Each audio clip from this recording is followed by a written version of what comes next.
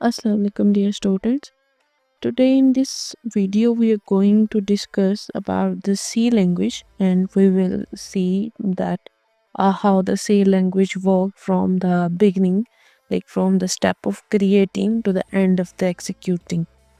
Okay, so in this lecture we are going to use IDE of Dev C++ because it works a little bit good than others like Turbo and other interfaces. So it's all up to you. You can use the Turbo or you can see the blank space or you can also use the tab which we are going to use in whole our playlist. So I'm gonna start with Dev C++.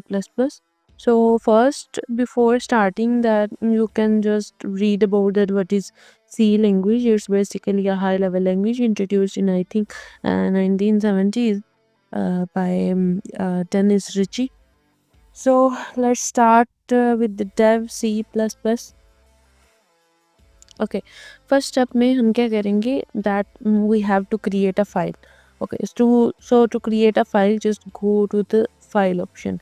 Basically यहाँ पे ये जो सारा है ना ये हमारा section है एक्शन बार है ठीक है और यहाँ पे नीचे ये जो आपको नज़र आ रहे हैं ना फिलहाल ये ग्रे कलर में है बट जैसे ही हम फाइल क्रिएट कर लेंगे तो ये सारे कलर्ड आइकन हो जाएंगे और ये सारे जो है ना हमारे टूल्स हैं.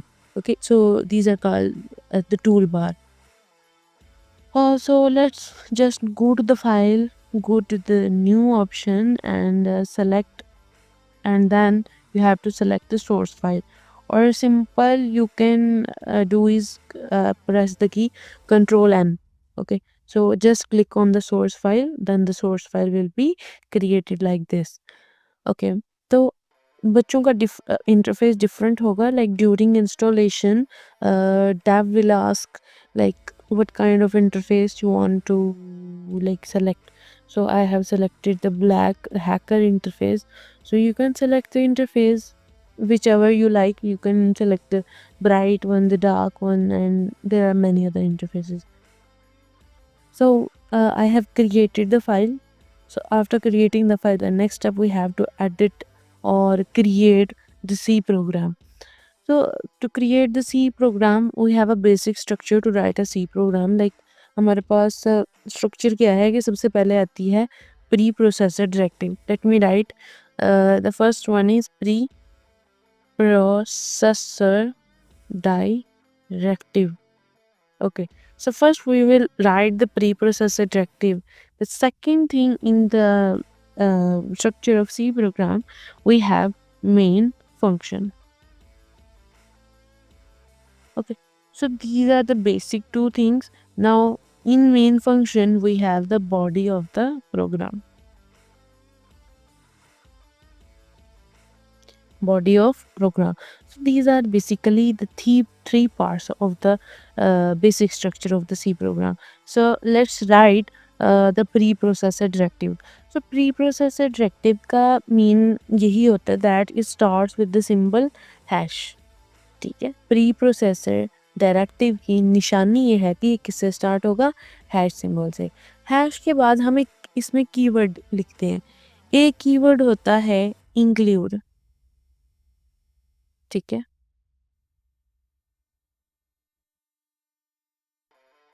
इंक्लूड.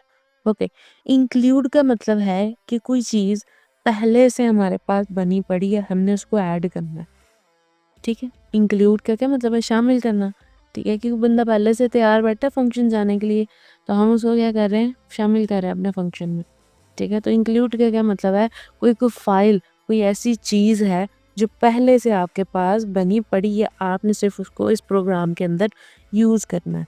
ठीक है, अब यहाँ तो बता दिया कि हैश का मतलब क्या है कि ये कहीं ना कहीं डायरेक्टिव है, कहीं पड़ी हुई है, ये क्या है, प्री प्रोसेसर इसको एग्जीक्यूट करेगा. इंक्लूड का मतलब है कि हम कुछ शामिल करने जा रहे हैं. अब हमें ये बताना है कि भाई शामिल क्या करना है, किस पर्सन को शामिल करना चाह रहे हैं, उसका नाम लिखेंगे हम यहाँ पे. ठीक है, तो हम वो नाम जो लिखेंगे उसको स्पेशल हम प्रोटोकॉल देंगे. हम उसको किसके अंदर लिखेंगे, एंगुलर ब्रेसेस के अंदर. इनको एंगुलर ब्रैकेट्स या एंगुलर ब्रेसेस कुछ भी आप बोल सकते हैं. ठीक है, तो हैश इंक्लूड और उसके बाद क्या आ गई आपकी एंगल ब्रैकेट्स. ठीक है, इसके अंदर आप नाम लिखेंगे जिस भी चीज़ को आपने शामिल करना है. तो यहाँ पे कोई ना कोई हमारी क्या होगी फाइल, ठीक है। कुछ फंक्शंस ऐसे होते हैं जो पहले से बिल्ट इन होते हैं, हमें उन्हें डिफाइन करने की कोई ज़रूरत नहीं होती, पहले से वो चीज़ें बनी पड़ी होती हैं, ठीक है। जैसे इनपुट का फंक्शन हो गया, आउटपुट का फंक्शन हो गया, अगर मैथ में चले जाएँ तो स्क्वायर रूट का फंक्शन हो गया, पावर का फंक्शन हो गया, तो ये चीज़ें पहले से बनी पड़ी हैं, तो इनको दोबारा से क्रिएट करने की ज़रूरत नहीं है। तो हम क्या करेंगे, सिंपल उन फाइल्स को अंदर इंक्लूड कर लेंगे अपने प्रोग्राम के अंदर। तो मैंने क्या लिखा, हैश इंक्लूड। अब इनपुट आउटपुट के लिए ना हम फाइल यूज़ करते हैं stdio डॉट एज, ठीक है। तो ये फाइल है इनपुट आउटपुट ऑपरेशंस के लिए। बेसिकली stdio का फुल फॉर्म मैं यहाँ पे लिख देती हूँ, it is standard input output, ठीक है। stdio stand for standard input output. So basically this file is used to perform the input output operations. Okay, so after that, after the preprocessor directive, the second thing we are having is main function, ठीक है। तो head preprocessor directive के बाद हमारे पास क्या आएगा, main function. So to write the main function, just write main and then we have round braces, ठीक है। तो फंक्शन की पहली निशानी क्या है कि जब भी हम फंक्शन लिखेंगे तो फंक्शन के आगे ये राउंड ब्रेस आएगी।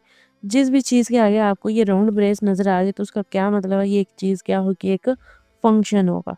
फंक्शन बेटा क्या बोलते हैं, कोई काम करना, ठीक है। तो कोई जो भी काम होगा उसको हम क्या बोलेंगे, भाई ये क्या है, हमारे पास कोई ना कोई फंक्शन है। जैसे ह्यूमन बॉडी के कौन कौन से फंक्शन है, ठीक है। टेस्ट है, टच करना फंक्शन है, ठीक है। तो ये सारे फंक्शंस ह्यूमन बॉडी का रहते हैं। तो इस तरह यहाँ पे हमारे पास भी एक प्रोग्राम का मेन फंक्शन है, ठीक है। जो सबसे मेजर है, सारा कंट्रोल जो है वो मेन के पास ही होता है। अब मेन फंक्शन तो हम बता देते हैं, लेकिन ना हमें फंक्शन की टाइप भी बतानी होती है कि अब फंक्शन जो है क्या चीज़ हमें रिटर्न कर रहा है। तो अगर तो आप बेटा टर्बो यूज़ कर रहे हैं तो आप यूज़ करेंगे वॉइड, यहाँ पे क्या कीवर्ड यूज़ करेंगे, वॉइड। तो अगर जो आप मेरी तरह डेव को यूज़ कर रहे हैं तो आप यहाँ पे लिखेंगे इंट, ठीक है। फंक्शन लिख लिया, मेन फंक्शन हो गया ये हमारे पास, ठीक है। मेन फंक्शन लिखने के बाद असली काम शुरू होगा, हमारी बॉडी ऑफ प्रोग्राम, ठीक है। यहाँ पे हमारे प्रोग्राम की सारी बॉडी आएगी, यानी कि यहाँ पे आपने कुछ भी प्रोग्राम, कुछ भी टाइपिंग करनी है तो वो सारी इसके अंदर आएगी। अब देखिए सी जो है एक स्ट्रक्चर्ड लैंग्वेज है, ठीक है। इसमें हर एक चीज़ क्या होती है, प्रॉपर स्ट्रक्चर्स में होती है। तो हम जो बॉडी ऑफ द प्रोग्राम, जो बॉडी का कोड लिखते हैं वो हमेशा हम राउंड ब्रेस, ये करली ब्रेसेस के अंदर लिखेंगे, ठीक है। यहाँ पे हम लोग अपनी जितनी भी सी स्टेटमेंट्स होंगी सी लैंग्वेज की वो हम यहाँ पे लिखेंगे, ठीक है। जो भी आपने कोड वगैरह लिखना है वो किसके अंदर आएगा, इन ब्रेसेस के अंदर, ठीक है। इस वाली ये जो ब्रेस है हम इसको बोलते हैं ओपनिंग ब्रेस, ठीक है। और ये वाली जो लास्ट ब्रेस है इसको हम लोग बोलते हैं क्लोजिंग ब्रेसेस, ठीक है, क्लोजिंग ब्रेस, ठीक है। और ओपनिंग और क्लोजिंग ब्रेस अगर इन दोनों की बात करेंगे तो इनको क्या कहते हैं, इनको डेलिमिटर्स बोलते हैं, ठीक है। और इन दोनों ब्रेसेस के दरमियान हमारी क्या आएंगी, सी स्टेटमेंट्स आएंगी। So basically this is a structure of C program. तो इसको एग्जीक्यूट करके देखते हैं।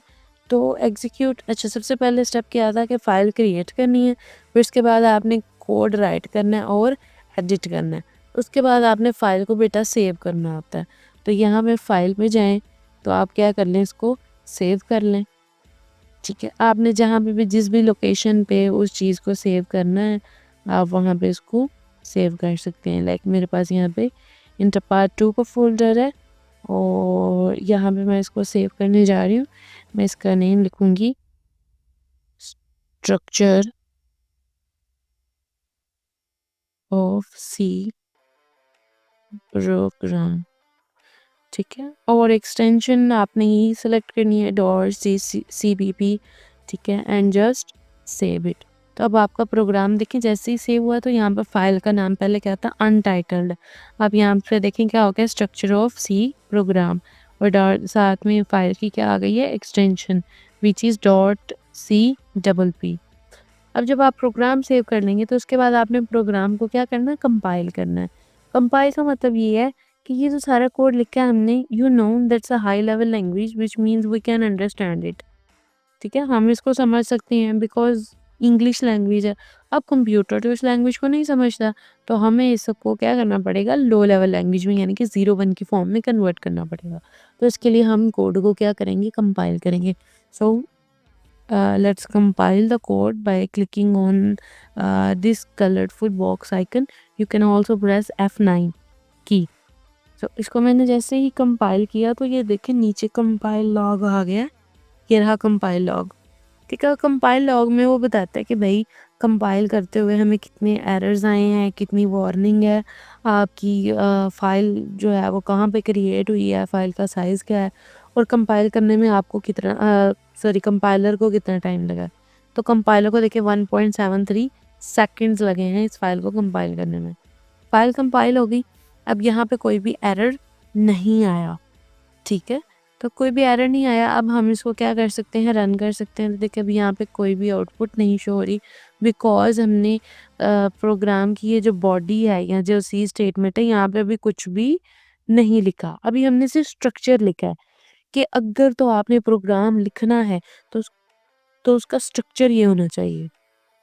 ठीक है, अच्छा एक अगर मैं यहाँ पे लास्ट वाला डेलीमीटर ये मिस कर जाती हूँ which is the closing brace, मैं प्रोग्राम को सेव करती हूँ कंट्रोल एस से और दोबारा इसको जो है वो एग्जीक्यूट करती हूँ। अच्छा ये एक बटन है कंपाइल एंड रन, इस पे हम क्लिक करेंगे ना तो कंपाइल भी हो जाएगा और साथ रन भी हो जाएगा। यहाँ पे क्या आपको सेपरेट कंपाइल करना है, सेपरेट रन करना है, तो यहाँ पे कंपाइल एंड रन आप एक साथ कर सकते हैं। तो देखिए जैसे ही मैंने इस पे क्लिक किया तो ये मुझे एरर दे रहा है। ठीक है, वो कह रहे हैं कि expected closing brace at end of the input. ठीक है, यानी कि ये जो मेन फंक्शन है ये इनपुट फंक्शन भी इसको हम लोग बोलते हैं। तो at the end of this we are expecting the closing brace. ठीक है, तो आपने क्लोजिंग ब्रेस क्या कर दिया, मिस कर दिया। तो देखिए जैसे ही मैंने कंपाइल किया इसको तो इसने मुझे क्या दे दी, एरर्स की लिस्ट दे दी। फर्ज करें यहाँ पे एक और एरर था, मेन का ए जो है वो मिसिंग था, इंक्लूड का सी मिसिंग है। तो दोबारा से मैं इसको कंपाइल करती हूँ तो ये देखिए अब वो इंट मेन का दे रहा है। ठीक है, मेन फंक्शन का और ब्रेस का और इंक्लूड डायरेक्टिव का कि ये क्या इनवैलिड है। तो मेरे पास 3 एरर की लिस्ट आ गई। तो अगर आप लोगों को याद हो आपकी डायग्राम जो थी, अगर मेरे पास इस टाइम मौजूद हो,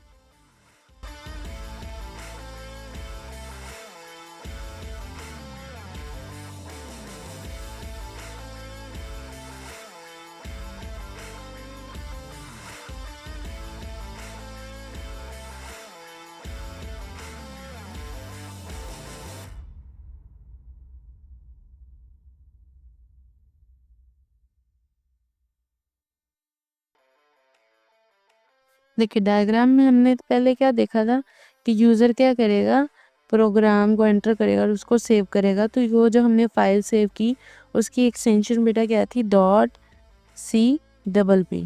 ठीक है, तो ये वो वाली जो एक्सटेंशन थी वो क्या थी, हमारी सोर्स फाइल बन गई। उसके बाद हमने उसको क्या किया, कंपाइल किया। कंपाइलर ने उसको क्या किया था, कंपाइल किया।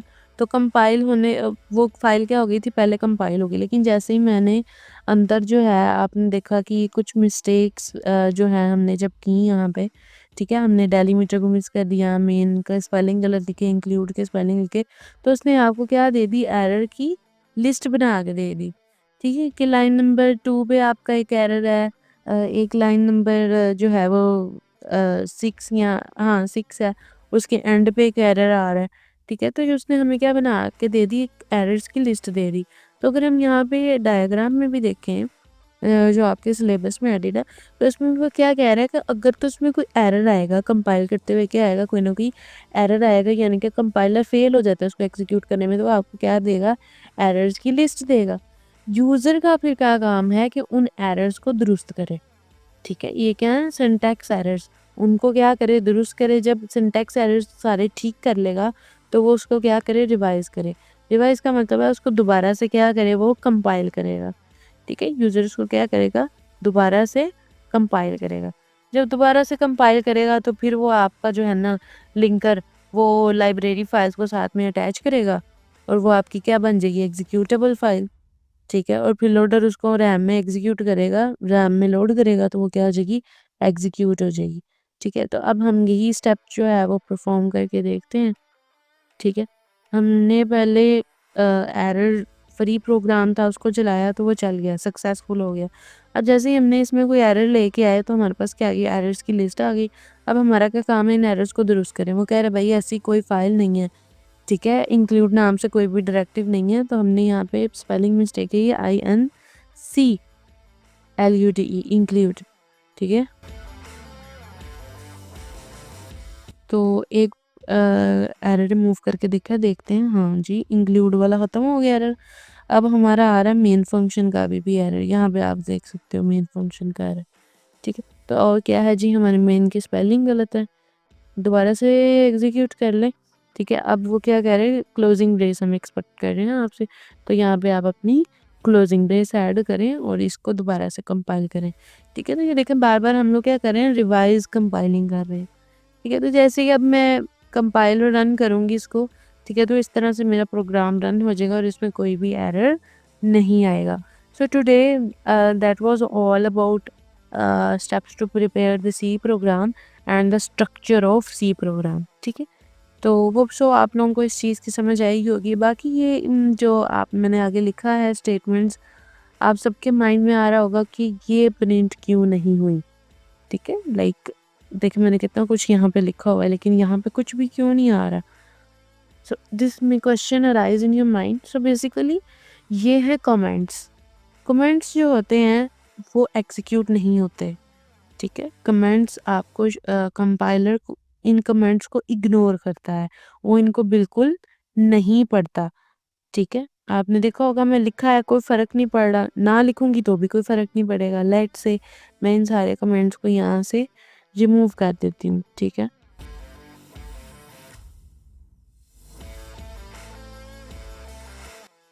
यहाँ से भी ये सब रिमूव कर देते हैं। अब यहाँ पे मैं एग्ज़ीक्यूट करके दिखाती हूँ आपको, सेम वही रिज़ल्ट है, कुछ भी चेंज नहीं हुआ, ठीक है? So basically that was comments. Compiler जैसे ही ये डबल स्लैश के पास आता है, ठीक है? तो उसको पता चल जाता है कि ये एरिया क्या है कमेंट का। अब इसमें कुछ भी कमेंट दे सकते हैं, वो इसको रीड नहीं करेगा।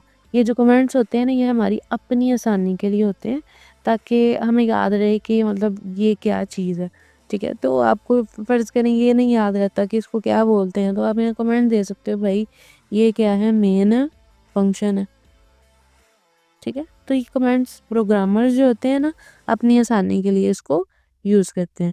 होप सो आज आपको स्ट्रक्चर ऑफ सी प्रोग्राम समझ आ गया होगा।